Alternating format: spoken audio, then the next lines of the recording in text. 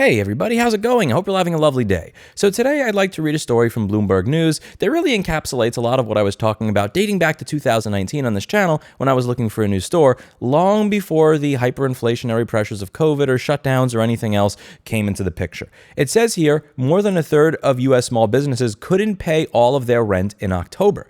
Rent delinquency rates among U.S. small businesses increased significantly this month, a new report shows. About 37% of small businesses, which between them employ almost half of all Americans working in the private sector, were unable to pay their rent in full in October. That's according to a survey from Boston-based Allignable, a network of 7 million small business members. It's up 7 percentage points from last month and is now at the highest pace this year, the survey showed. This is something that I've talked about a lot. When you look on my channel, I've done many video walkthroughs and many video playlists where I walk through New York City. One of them over here is the ridiculousness of New York City real estate, and I'll link that playlist down below. You'll have buildings that look like this, that are filled with garbage outside, look like they're falling apart, where the inside of the building looks like this, and this building that looks like that will sell for $1.3 million.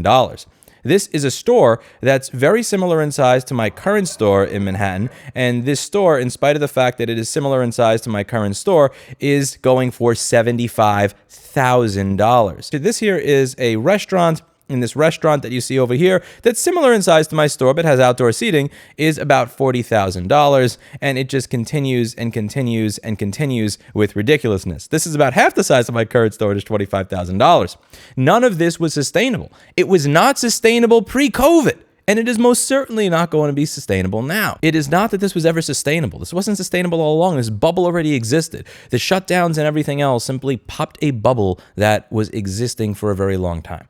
It says here, Chuck Casto, head of research at Allignable, said that small business owners are resilient, but incomes are basically being eaten away by inflationary pressures, which is true. So one of the things I've said about my business, my rent goes up every single year. It started at $12,500. Now it's up to about $13,600. So my rent goes up every single year.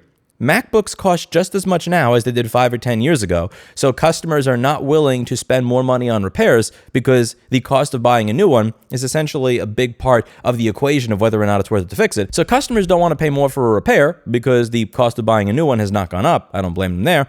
Customers have inflationary pressures on things like energy, food, everything else, so they want to pay less when they come to my store. My employees have inflationary pressures, so they want to get paid more money.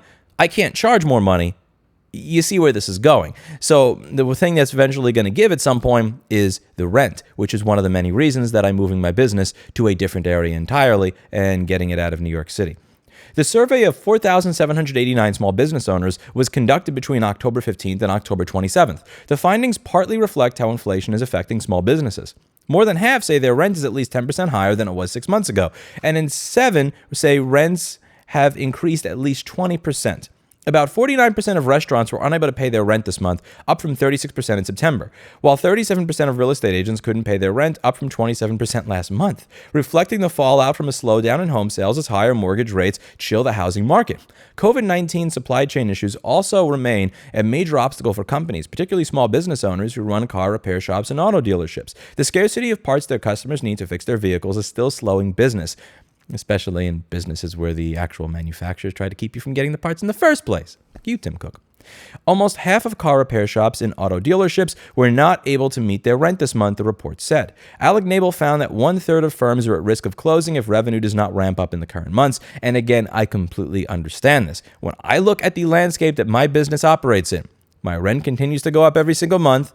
My employees continue to expect to get paid more money because of inflation. Because of inflation, customers are continually asking for discounts in the price. That doesn't make sense.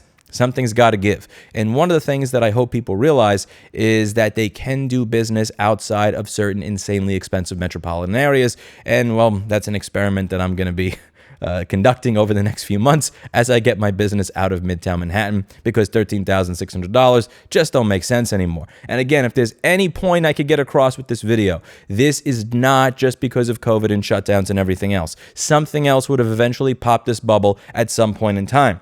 What you see on the screen right here is not $75,000 worth of real estate. This is not $75,000 a month. Nobody can afford that unless they're selling cocaine out of there. This store over here that you see, this is not a $25,000 a month store. This is just fundamentally not sustainable. never could have possibly been sustainable. And that's a big part of the reason that when you walk up and down a lot of these city corridors, a lot of it is empty, which I go through in this Dead City Neighborhood Walkthroughs playlist, which I will link to down below for you to see. I walk through all the different neighborhoods in Manhattan and show you all the places where all the blocks are filled with empty stores. And B, why it is that you see that when there are businesses that are actually in business, they're usually there for a period of 6 to 18 months, then they go out of business, and then somebody else walks in 3 months later. There are blogs in New York City like EV Grieve, which I see as grieving the loss of the East Village, a neighborhood that I used to love, when all of these shops that made up the character and personality of that neighborhood go out of business as a result of insanely rising rents, which many will speculate is a result of artificially low interest rates for the past 15 years. Yay. But in all seriousness, this is something that I expect to continue to get worse. And the only thing we can do, again, we cannot change the past. It can't change anything that happened. We can only try to adapt into the future. I am moving to locations that are not exactly as prime as the locations I used to be in, and we'll see how things go.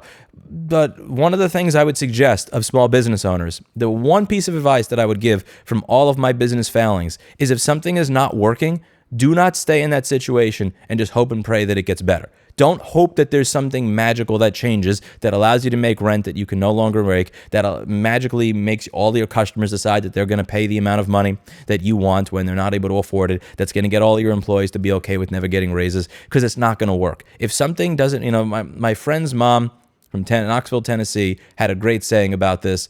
God rest her soul, was if it don't make dollars, it don't make sense. And it's something that we're all going to have to come to terms with at some point or another. Let me know what you think in the comments down below, and let me know what you think of these Dead City Neighborhood walkthroughs. I don't live in New York City anymore, so I can't say if this is what it's still like, and kind of thankful that that's the case.